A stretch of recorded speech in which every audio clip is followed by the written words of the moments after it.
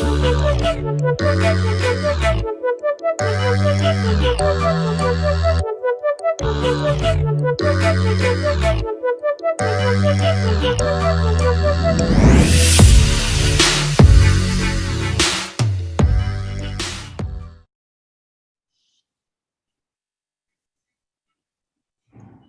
evening, I'm Carla Eccles, Director of Cultural Diversity News and Engagement at KMEW.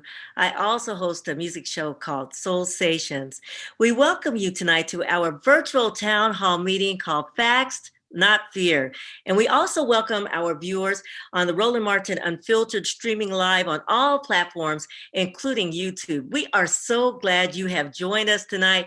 You will be so glad as well. With COVID-29 cases and hospitalizations rapidly surging in Sedgwick County in Kansas and across the nation, the Wichita-Sedgwick County African American Council of Elders and the Wichita Black Alliance have launched Facts, Not Fear, an outreach and education campaign to inform the community about the necessity to follow the recommended health guidelines to protect their families from contracting the coronavirus and to encourage individuals to make lifestyle changes to help mitigate the spread of the disease. Also, Kansas is one of the nation's highest COVID-19 positivity rates at 34%, and African Americans are already dying at a rate of more than 2.5 times of other ethnic groups in the state. Again, we have an excellent panel tonight who are going to share their expertise regarding what we are facing and what we should be doing during this pandemic. And I would like for them to briefly introduce themselves. We are going to start with you, Dr. Duggins. Hi, I'm Dr. Duggins. I'm a family medicine physician at Ascension Via Christi. I'm a faculty member there, teach residents. I've been doing that for the last 18 years. And I'm also an associate professor at KU Medical Center. And it's nice to be here. We're glad that you've joined us, Dr. Duggins. Thank you so much. Veronica Henderson, if you would introduce yourself. You're on mute. Hi, my name is Veronica Henderson. I'm a registered nurse at Wesley Medical Center. I've done that for 8 years, and I've also recently finished up my nurse practitioner in psychiatry. Thank you so much, Veronica. Councilman Johnson, if you would introduce yourself. Good evening, everyone. I'm Brandon Johnson. I represent District 1 on the Wichita City Council. I've been in this role since 2018 and looking forward to the discussion tonight. Absolutely. Karen Wright. Good evening, Karen Wright, Assistant Director and Academic Advisor in TRIO Student Support Services at Wichita State University, and I've been serving there for about 5 years. I'm happy to be here. Thank you, Karen. If you would introduce yourself, Chandrika Towns, who goes by Dee. Hi, Dee. Hi, I'm Chandrika Towns. I'm a master's level social worker. I work in mental health at Sound Mind Mental Health Association. I've been doing this since about 2013. Thank you so much, Dee. DJ Fisher, if you would introduce yourself. DJ Fisher, sports agent, businessman, philanthropist, originally from Wichita, Kansas, living in New York City.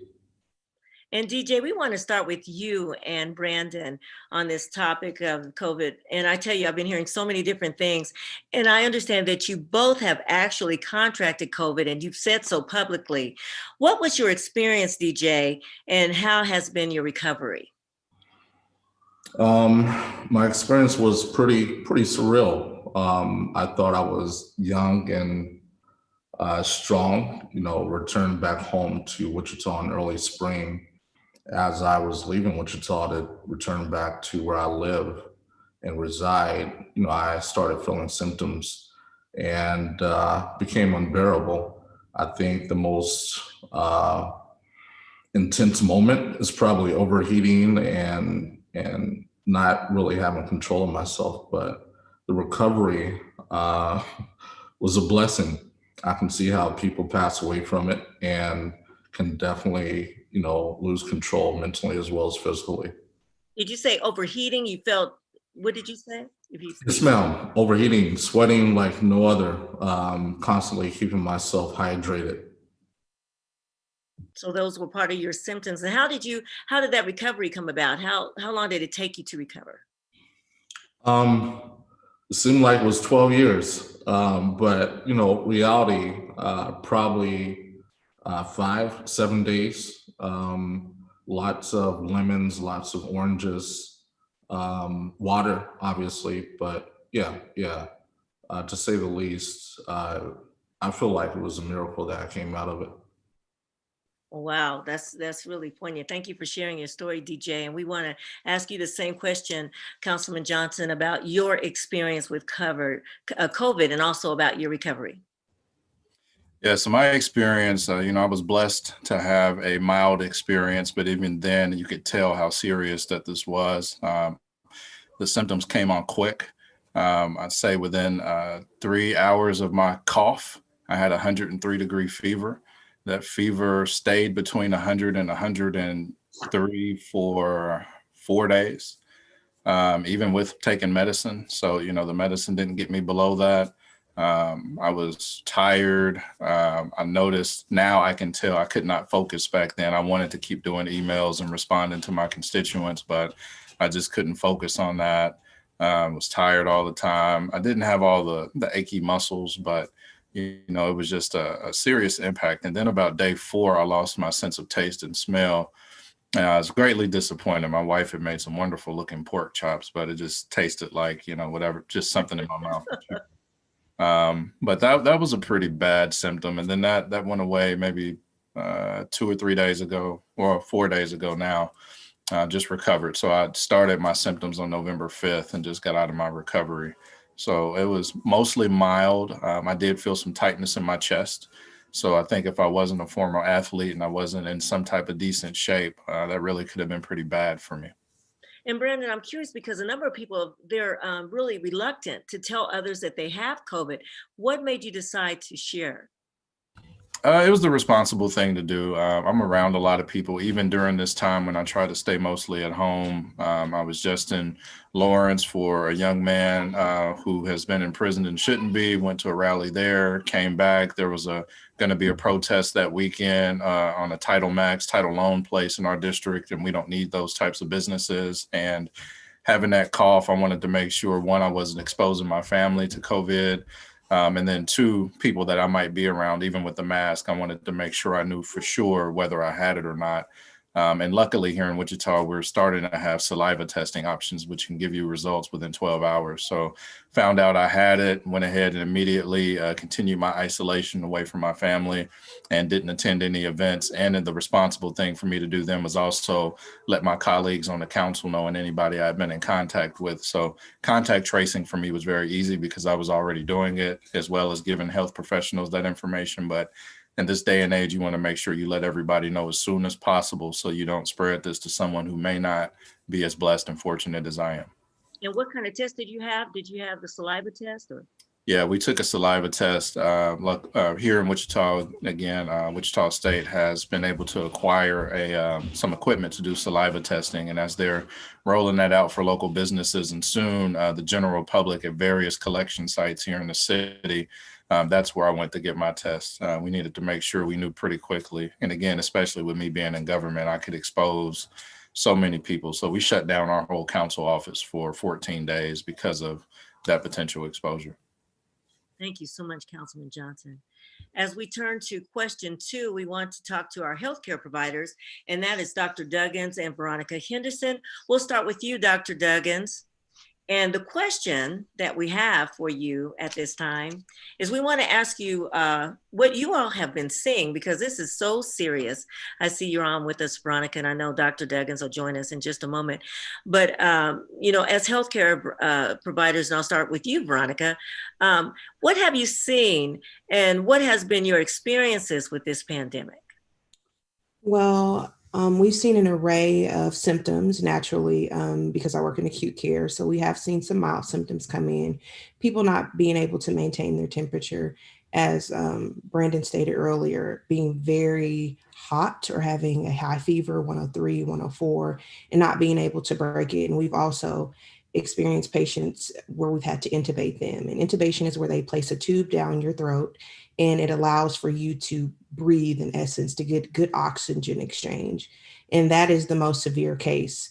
And in the cases that we experience in Kansas, and getting you off of that ventilator, getting you off of that breathing tube is very difficult. And you see people are really isolated, would you say? How's that going in terms of the patients themselves? Isolation is a huge thing because humans are very social. So, from my experience being at the bedside, I think that's half of the battle. Being away from family, being very scared, having to trust people that you don't know. Although healthcare providers are doing their best, we FaceTime often. We use this Marco Polo app to help families and patients feel connected, but it is isolating on top of being very ill. And some people are passing away from this disease, we know. Yes, yes, yes. We run codes, physicians, nurses, RT.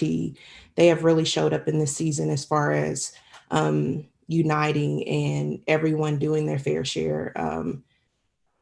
Nurses have been doing their due diligence and just jumping right in, trying to support our communities to make sure that people's loved ones are getting home safely and that they can enjoy the holidays. So, we kind of mentioned responsibility.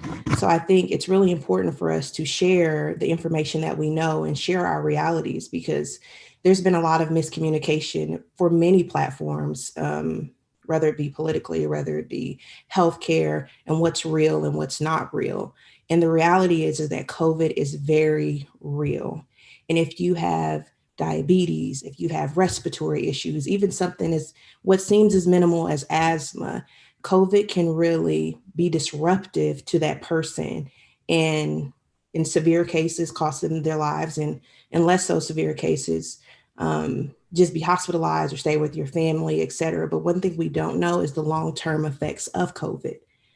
So although it may be very minimal in 2020, we don't know 20 years from now, will you need an inhaler? Will you need oxygen? And we also have to take that into consideration, especially for our youth. We don't think it affects children that much, but it's still such a novice virus. We can't discount it. And we all need to do our fair share and wear our mask and wash our hands and social distance. Thank you, Veronica. Dr. Maurice Duggins, what has been your experience? What are you seeing? We've been taking care of lots of folks, both from our local community as well as surrounding communities, as Veronica says, and they're on the front line more so than we are, because we come in, we spend a little time with the patients. They as nurses spend a whole lot more time with these patients than we do. And we write orders, we assess them, and then we move on. And then we have to sometimes speak to the families as well, but most of the time they're on the front line compared to us. But it's been amazing to have to deal with patients with COVID that are 11-month-old and others that are 80 years old. Of course, the ones who tend to die the most are those who are older. So those are above 60 are higher risk. And we know they tend to succumb much easier than the younger patients. However, that does not mean I haven't taken care of patients who are much younger, in their 20s and 30s, who have died from this disease. And therefore, we really strongly recommend that people follow the recommendations, as Veronica just went through, of washing your hands and wearing a face mask and keeping your social distance. I've been encouraging folks to also make sure they get their flu shot just ahead of time, so you don't end up with the flu and then also get COVID on top of that, because that would be a double whammy. And if you at this point don't have COVID and you have an exercise routine, you might want to just continue that, just to stay as healthy as you can, keep your immune system as strong as you can.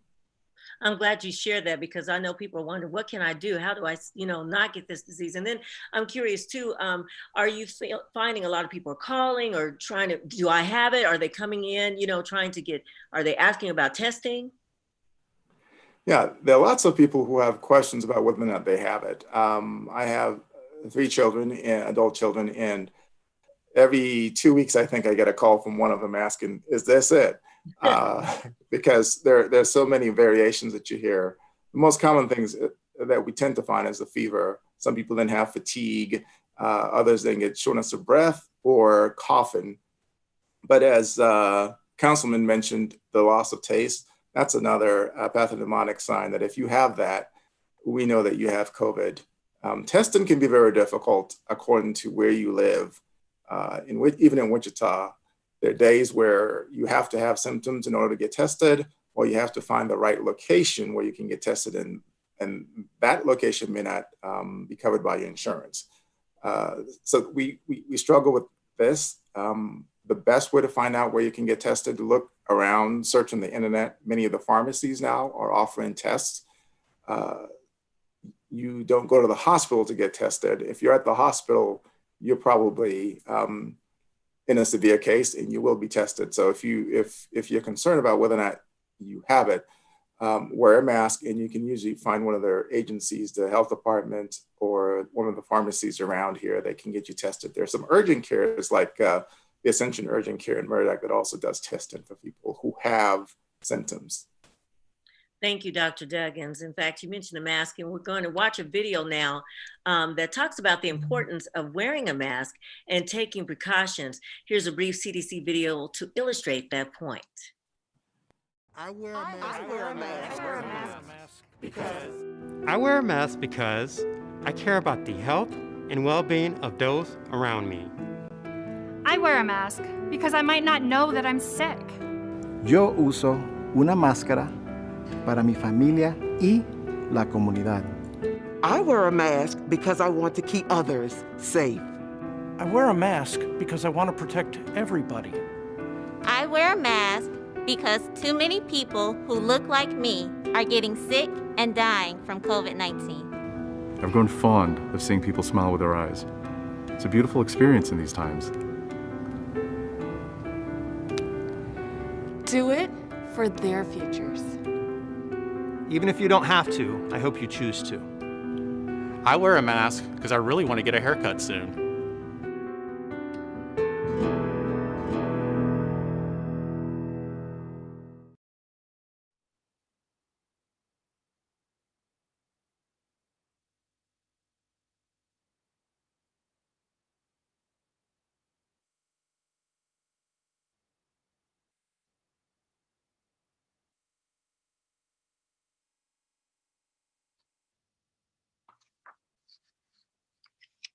Well, as you see, it's so important to wear a mask. And it's been interesting as a reporter how some people still are reluctant to wear a mask. One person said, in essence, you're not the boss of me. She wasn't talking to me personally. She was just saying that she just didn't feel that it was important. But as you can just see how it saves lives and we are protecting each other when we wear masks. So it's just interesting as we move forward under mask mandates and all of that, the importance of wearing a mask during these times. And we're going to talk now to Dee, who is Chandrika Towns, who's a social worker, as she said earlier. And we want to ask you some questions about what you've seen and what has been your experiences with this pandemic, Dee. Well, I've seen quite a bit. I work with people more on the mental health aspect. I'm a therapist. So I work with kids who have missed school, who are struggling in school, parents who don't know what to do. Everybody's kind of at a loss. They don't know how to handle just the day-to-day because everything is so different. I also work with nursing home patients who are disconnected from their families, who are being impacted by this virus exponentially. I have several clients who are now living in cluster situations. So they are not able to leave their rooms. They're not able to leave their apartments. They are basically cut off from society. They don't have cell phones. They don't have tablets. They don't have any type of communication in their rooms. Before the numbers went up, they were able to have window visits where the families come to the nursing homes and sit by a window. It's not the same. So I deal with a lot of depression, a lot of anxiety, a lot of fear, isolation, which is different than social distancing and staying home. It's more, I'm stuck in this place and I don't have a choice. So being able to work with these clients and patients on a mental health aspect in regards to how to take care of themselves, how to, manage their day-to-day when literally they're sitting in their rooms or their apartments and they can contract COVID because it came into the facility. That is my biggest clientele, my biggest population, just getting our elderly community and their families to recognize how impactful and how dangerous and how real this virus is. understanding that when it first came out, we didn't know. Now we do know, and making educated decisions to wear a mask, to social distance, to delay that instant gratification of hanging out with your friends or hanging out with your loved ones for the holidays, just to keep mom safe or grandpa safe. We also see generations in homes where I had families who moved grandparents and moms into their houses so that they could, be connected, so that they could figure it out together while being apart. And we have grandparents, we have the middle generation, and then we have a younger generation, these kids that are in high school or middle school, and then we have college students who are coming home. So we have multi generations trying to figure out how to get along, how to keep each other safe. And sometimes they clash, sometimes they don't get along. So my biggest thing is making sure that they're being mindful of one another and working together as a family unit, making sure that everybody is connected and finding different ways to do that, making phone calls, sending cards, writing letters, kind of getting back into that old way of communicating. So that's what I wanted to ask you about, what kind of tips you would give. What do we need to do during this time to really stay sane? And because, when you look sometimes even with the media and, so many reports about COVID, we're hearing all these different things and, we want to get your take on what can we do to try to, tap down the anxiety that we may feel? Some of the things that I've been recommending is making sure you're taking care of your body, making sure you're eating right, exercising, getting sleep, making sure that you unplug. Don't spend 8 hours staring at social media or the news, or just limit your intake of all of those things that can be negative and overwhelming. Connect with people in other ways, like we said, phone calls, Zoom, letters. Continue to positively speak to yourself, speak life into yourself, speak life into your family members, understanding that this is difficult for everybody. No one wants to be the party pooper or say no to things that they want to enjoy, but creating new traditions, put your heads together, see what you can come up with, have fun. There's so many things on the internet. There's trivia games that you can play in different households. There's all kinds of stuff. That's really good examples. Thank you so much, Dee. We really appreciate it. And then we're going to turn to Karen Wright to talk about some things as it relates to young people. And Karen, I know you work at Wichita State and have for a few years. And I understand that you have expressed some frustration with regard to how young people have disregarded this. Why are you so frustrated, Karen? Oh my gosh, I am frustrated because I believe and I see that there are so many organizations in the Wichita community and individuals in the Wichita community that are really trying to get the message out to everyone, to every age group, to every sector, every neighborhood, so to speak. But I find that my 18-year-olds, and I call them my 18-year-olds because I work with students at Wichita State, and I also have some younger individuals in my family, but the 18-year-olds to 30-somethings, for whatever reason, I don't know why they're not taking this pandemic seriously. We are messaging, we are communicating, and I ask myself, what is it that we're missing, that we're not connecting with the 18 to 30-somethings, 35, even almost 40 years old? And I find that even on campus, for example, we're walking around and if you are walking by yourself on campus, it isn't a requirement that you wear a mask. But if you are in my hallway and if you are sitting at desk in my hallway, you are not social distancing and you are not wearing a mask, know full well I'm going to ask you to put on your mask. And students are diligent, they will, but I shouldn't have to ask. I shouldn't have to ask. And so therefore, the mindset is, well, if COVID is real, and it's that one word, if COVID is real, I probably won't get it because I'm not 65 or above. If COVID is real, and if I do get it, I'll probably have a mild case. But if you believe that COVID is not real, and if you are a carrier and not know it, and then you go and visit your mom or your grandmom or your aunt or your great aunt, and you're a carrier and you do not know it, you could be passing that along to your loved ones. So I don't understand the baby showers. I don't understand the birthday celebrations. I don't understand the large groups of people, even at concerts at a local venue. I don't understand the complacency, and it's frustrating. Yes, Karen, it's interesting that you mentioned, how young people may look at older people and say, well, they're going to get it. I've been told that, well, I know, I'm in good shape, right? Right, right. I feel good. I'm not going to get the disease. And so what do you think is the message? How can we really get that across to young people that this is serious? I asked myself that same question, and I don't know what that answer is, but from talking with my students and even my own family members, it took someone within this age group in my own family to test positive for COVID, for some of my other family members to realize, okay, I guess this is real. But we shouldn't get to that point where our students, 18, 19, 20-year-olds, and our family members within that same age group contract the disease, and then and only then does it become real for them. It shouldn't get to that point. So I don't know what the answer is. I hope that once their friend or their family member, if by chance that friend or family member contracts COVID and gets a positive diagnosis, that they are taking it much more seriously afterwards, and they will take steps to safeguard themselves, to exercise, to social distance, to wear a mask.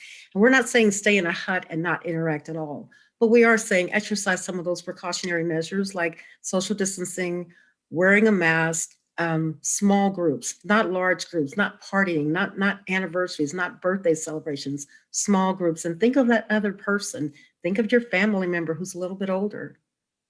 And are you finding, with you being on a campus, are students going home and saying they're just going to try to protect themselves on the plane? And are you hearing any stories about people trying to be safe as they go home? It is so interesting. Some of my students have said, oh, my mom told me I couldn't come home and I can't stay here on campus. So I guess I have to get an apartment with my friend. And then my question becomes, so how many of you are going to be in this apartment together with your friends? But I've heard the whole gamut. Mom says, oh, no, you can't come. It's interesting. I remember after the shutdown for the state, I remember my oldest son went to go visit my husband's aunt, and she's older. She's in her 70s. And there was no longer the shutdown, but he says, I haven't seen Aunt Martha in a while. Let me just go and see how she's doing. So he rings the doorbell and she says, well, hi, baby, how are you? As she opens the door and he says, hey, Aunt Martha, I just came to see how you're doing. She says, I'm doing fine, baby, but I can't let you in. She said, no. I'm 65 and above, as you so often remind me, but I can't let you in, but I'm doing fine. You come back in a few months when COVID is over. But he hasn't been back, of course, but she was serious. She said, I cannot let you in. Mm-hmm. People trying to stay safe. I have a friend in Colorado. She says when she visits her mother, she comes to Wichita, she just kind of waves from the porch. She won't even go in the house, or she's just trying to stay safe in these times. And stay safe, right? Our loved ones safe. So yeah. Thank you so much, Karen. You're welcome. So much.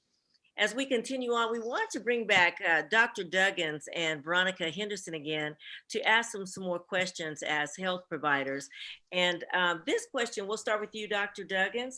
To put things in context as healthcare providers, please tell us just how serious this pandemic is and what are the short-term and long-term effects on those who are being infected. So it will start with you, Dr. Duggins, your comments. Well, as mentioned earlier, COVID-19 actually is affecting the African American race 2 to 3 times the rate that it's affecting Caucasians.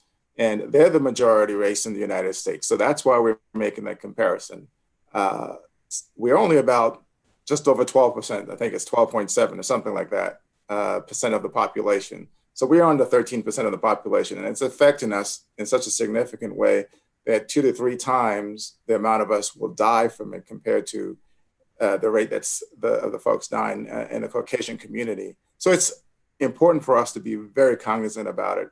When you get COVID-19, as was discussed earlier, we have no idea who's going to have a mild case versus who's going to have a significantly devastating case. So everyone needs to be careful.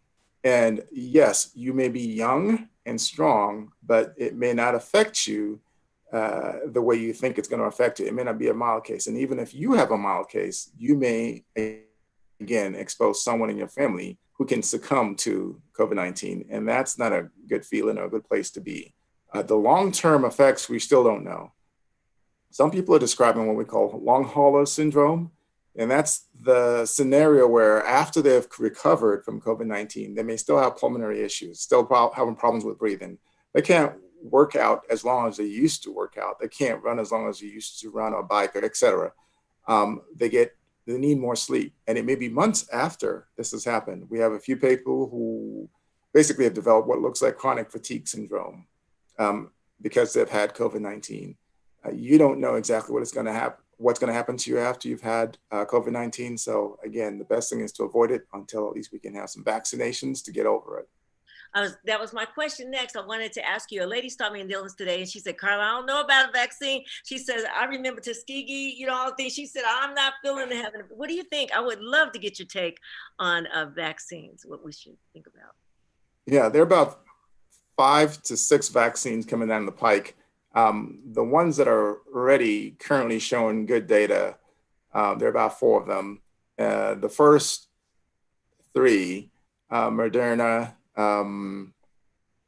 AstraZeneca, and the third one I'm forgetting. I want to say it's Pfizer. Pfizer is the third one. Okay. They have about 90% efficacy rate or above. And we have spent enough time going through and looking at data that says this thing is safe. It's based on what's been done before.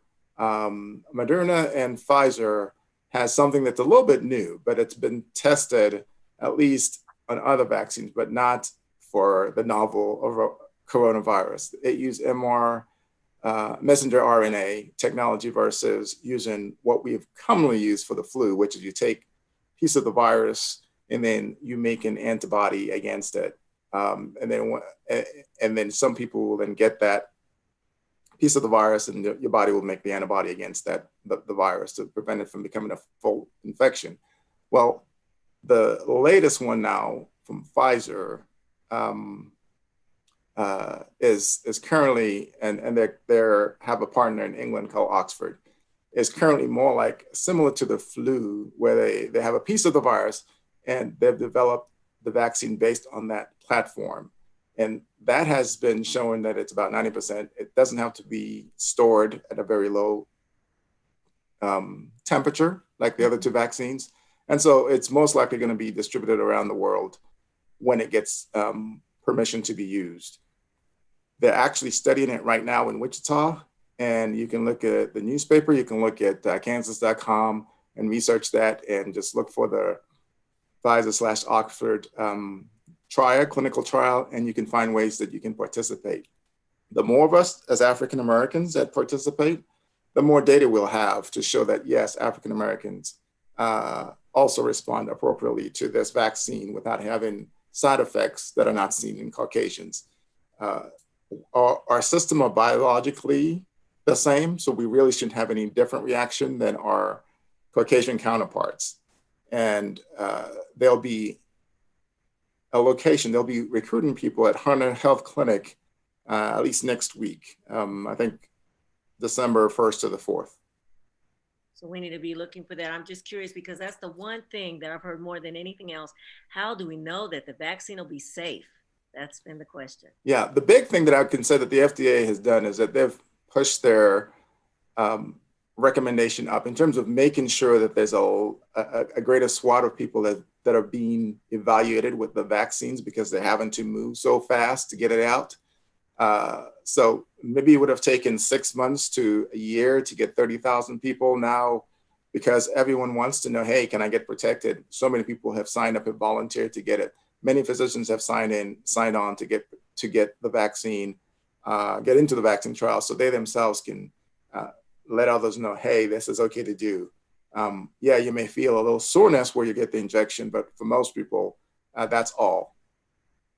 Thank you, Dr. Duggins. And Veronica, I want to ask you again the same question in terms of what some of the short-term effects are and the long-term effects in terms of COVID, what we need to be mindful of as we move forward. Veronica, I was talking to someone who's a singer who has tested positive for COVID-19, and she's having a difficult time still. And it's been I think it's been about a month or two. She contracted it in August, but not able to completely sing now. I just want to get your take on that, get her voice fully, back.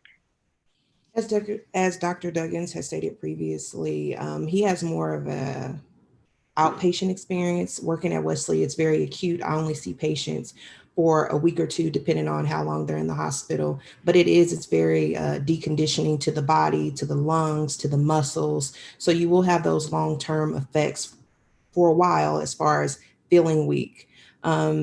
Keeping your hands washed, doing daily exercise, even if it's just walking for 5 or 10 minutes, and then having a goal each week where I will, increase my walking by 2 minutes or 3 minutes. Or even one thing that we really do give patients at the hospital is an incentive spirometer. And it just kind of helps you inflate your lungs to the maximum ability. And if you do that 10 times an hour, that'll help with some of that air exchange, and just eating and drinking.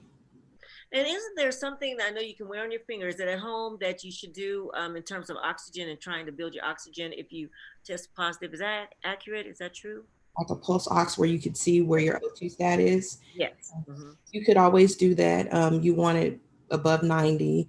And if you notice that it's a little low, you can take nice big deep breaths. If it trends, continuously trends, then I would recommend that you go and talk to your provider.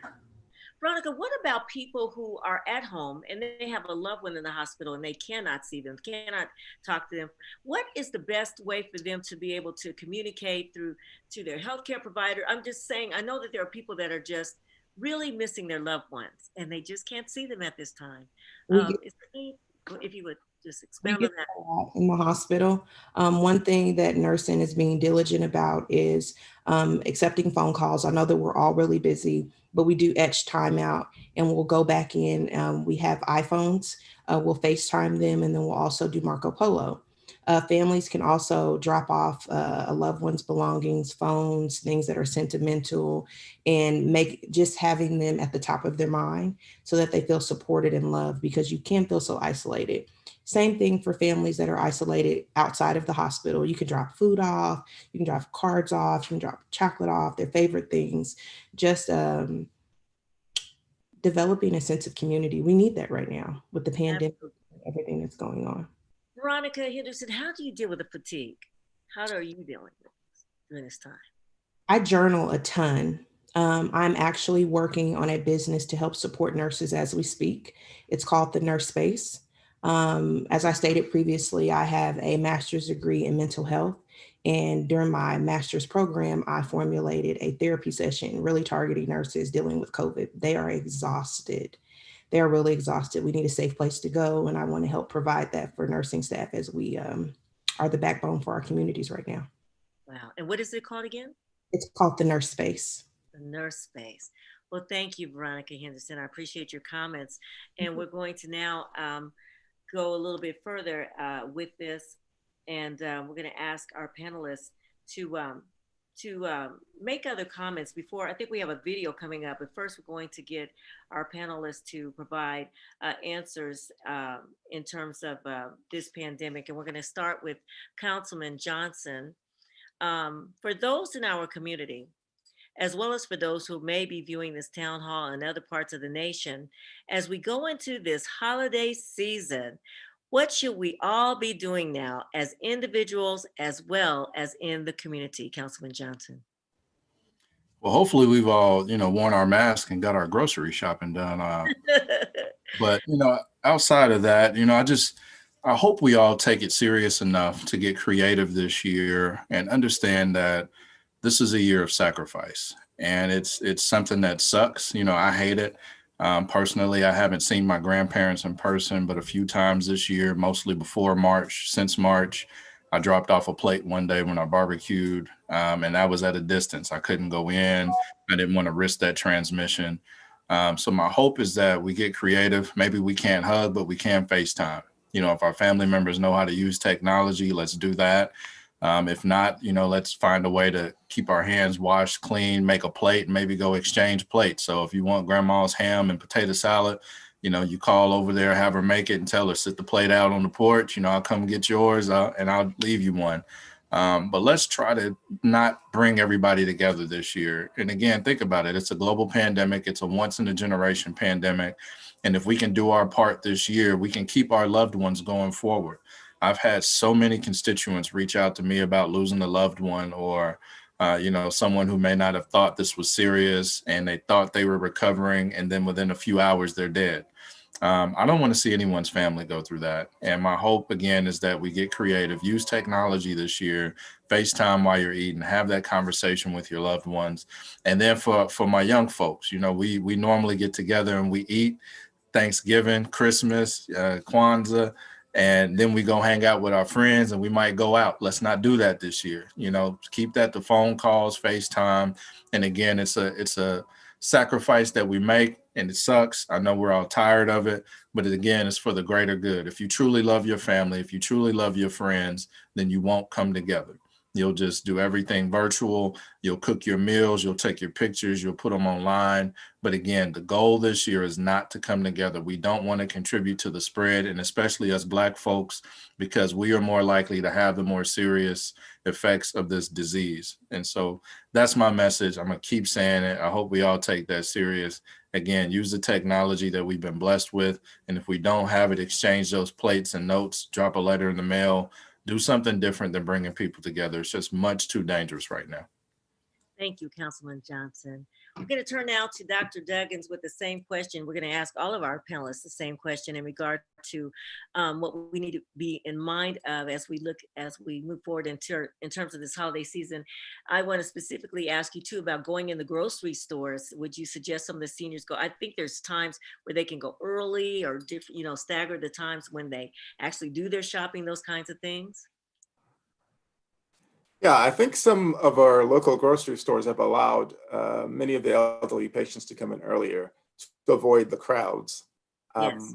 But regardless of what time they go or we go, we should all be masked up because that's the number one way of reducing this aerosolization of the virus amongst each other. We don't want to be, as people say, swapping air by breathing without a mask on. When I wear a mask, I'm protecting you. And when you're wearing a mask, you're protecting me. When I'm wearing a mask, I'm also protecting myself from anyone else who might potentially not be wearing a mask. So it's both and. So we both need to be wearing masks. All of us should be wearing masks when we go out to the grocery store, any place else that we go in public. And over our noses, right? Over our noses and make sure your nose and not just your mouth is covered when you're wearing a mask. It's ineffective if your nose is uncovered. That's a good point.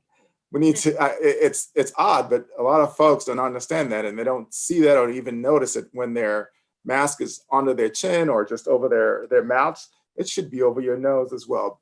Both of these need to be covered at all times. If you're wearing glasses, that's awesome. But if you don't always have to wear goggles, but if you know you're going to be in a crowd where there's going to be a lot of yelling, you better wear something to cover your eyes because that also will reduce the spread to your potentially get into your eyes. So when Johnson just mentioned earlier about not eating together, one of the sentinel things happened this year. My dad is turning 100 years old, and we were planning big. 100, that's a big time thing. Yes. And with COVID-19, we had to say, no, this is not going to happen. We want our dad, he's made it to 100. Let's see if he can make it to 101, or at least 100 and a half. And maybe by that time, we'll all have a vaccine and we can enjoy the celebration without putting his life at risk. So make the sacrifice. When you go out, wear a mask. And I always say, if you can, also carry a hand sanitizer with you because you don't know what you may be touching. Yes. And whenever you're leaving the store, wash your hands. When you get into your car, wash your hands. Do that at all times just to help reduce the potential of a spread because occasionally we touch something and then we touch your face without even thinking about it. So have a small hand sanitizer with you as much as you can as well. Thank you, Dr. Duggins. I'm going to turn now to Veronica Henderson, and the same question in terms of what we can do, Veronica, if you would share with us today, because again, this holiday season is coming and people want to do a lot of things that they simply can't do this year. I'm in agreement with everyone else. Wash your hands, social distance, don't gather, and then also share reliable information. Mm. Information that is coming from CDC. If you read things, flag it if it's not correct. That is some of the mismanagement of COVID-19 is people not buying into science, people not believing what is true. So if you see something that is inaccurate, don't share it, flag it, and just do your part. Do your part. Do we need to get a flu shot? Yes. I think we should all get flu shots. Mm-hmm. I was wondering about that as it relates to the COVID as well, because someone mentioned earlier, it may have been Dr. Duggins, that that's an important point to bring up as well. So yes, just the whole point of trying to stay safe, right, during this time. So any other comment about that, Veronica? Anything else as it relates to holiday times, getting together, because people just are so used to doing that? Yes, I know that we had kind of talked about people in my age bracket. Do your part, don't go hang out. Understand that people are supporting you in hospitals, supporting you in family practice, family physician's office, and we want to get home to our families too, and we want to get home safe.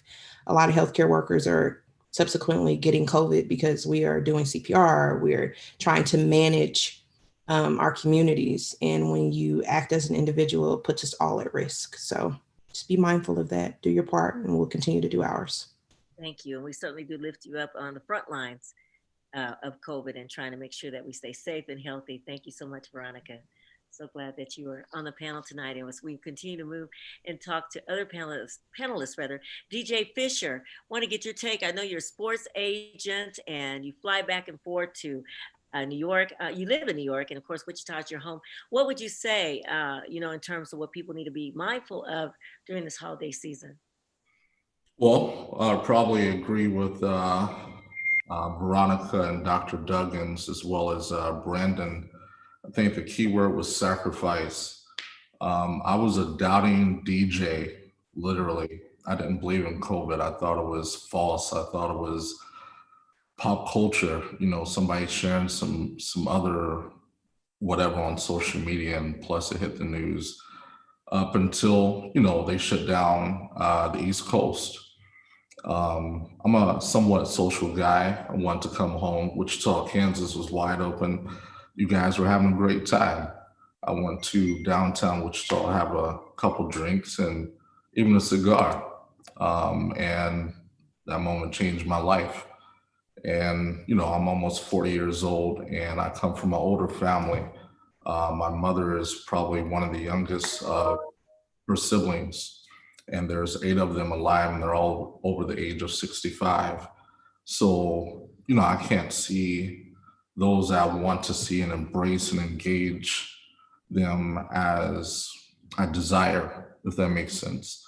And I can't really do a lot of things because I'm literally, writing possibly a death certificate by, putting them at risk because, elevators or the doorknob, all that can, put them at risk, and not knowing, not being, mindful is scary because we all love our family and you guys are right here amongst them. I'm across the country. So, obviously the numbers have risen like no other, and, just sacrifice. Trust God and expect all this to be over soon. Yes. And DJ, I'm curious too, with you working with athletes, what are you telling them? Wow. Yeah, just stay out the way. A lot of them obviously being in sports, their life is surrounded around attention. And when you take attention away from someone who literally lives off of it, it's a huge sacrifice. And as Dee stated, that goes into the mental health aspect of things. And a lot of people, even the government, has considered liquor stores as an essential business. So we got substance abuse and we have suicide going up because of these things. And that even takes it to a whole nother aspect, all because of the pandemic. Thank you so much. I appreciate your insights tonight, DJ Fisher. Really do appreciate you sharing today. We're going to turn now to Karen Wright. If you would give some comments, Karen, if you would, some remarks about what we need to be keep in mind during the holiday season. You know, Carla, as we were talking about that, and I was listening to some of the other panelists, I thought, well, what can I personally do? Because we can only do so much. But given that I do work with students and given that I do have young family members, one of the things we talk about in my office a lot, and that is, well, what are your goals? What do you want to see happen within the next year, within the next 2 years? Where do you want to see yourself? So I guess I could challenge my students and say, well, rather than get together this Thanksgiving, and rather than think that this is not an issue, let's just say that it is. And so if you want to see your family for Christmas, or if you want to plan some type of get together in the summer, if you want to look forward to something like that, let's take those precautions now and not let's just look at this COVID-19 as if it isn't going to happen.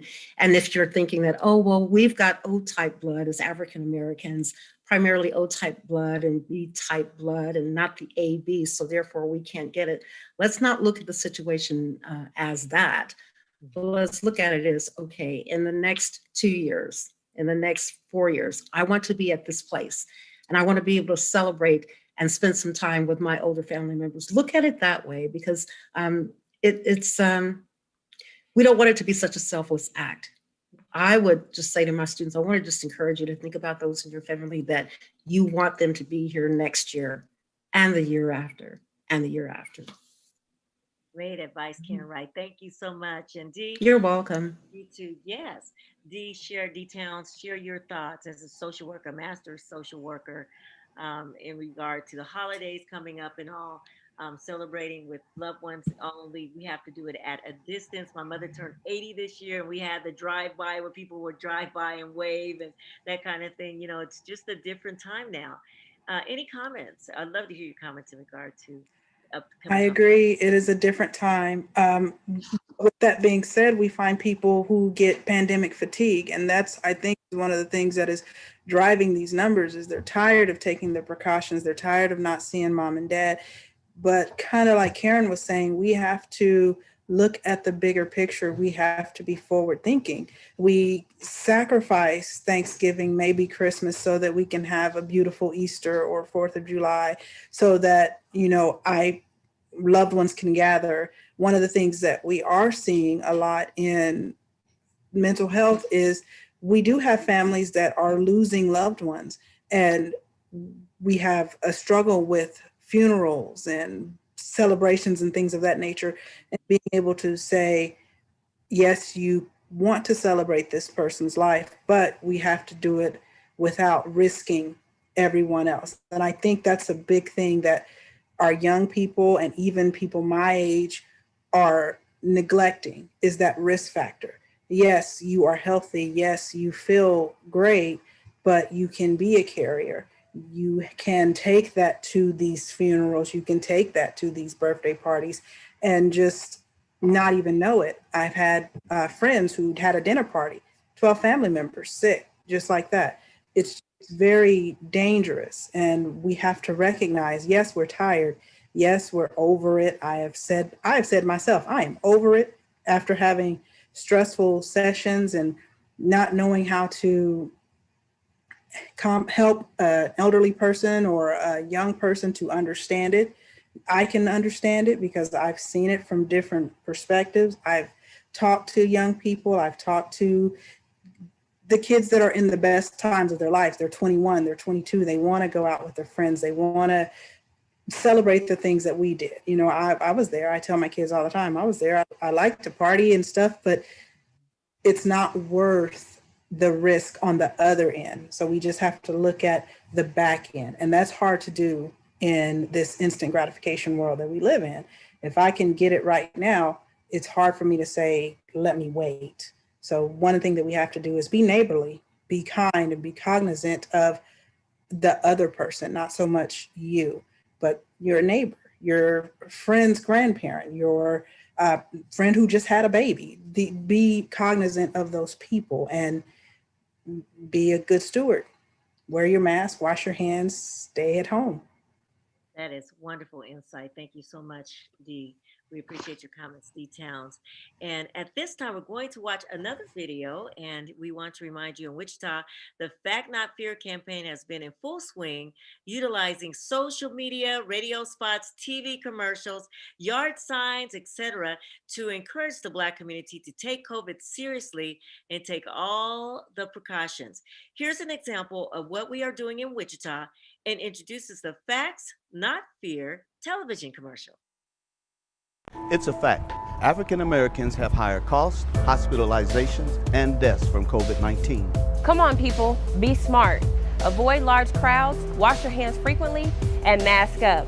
Going to crowded bars right now, it is dangerous for you and the people that you love the most. Be patient. Those days will come back if we take extra caution for a few extra months. We've got this. Keep the holidays safe for every generation of your family. Protect them and protect yourself. Mask up.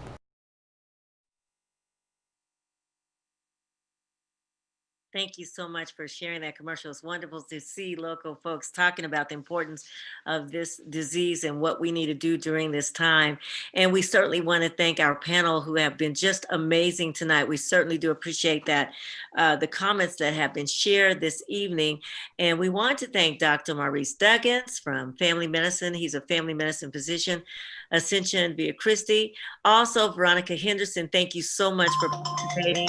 And of course, she's involved as a psychiatric mental health nurse at Wesley Medical Center. We want to thank Brandon Johnson, Wichita City Councilman, District 1. Thank you so much to Karen L. Wright, who's the Assistant Director, Academic Advisor, TRIO Student Support Services at Wichita State University.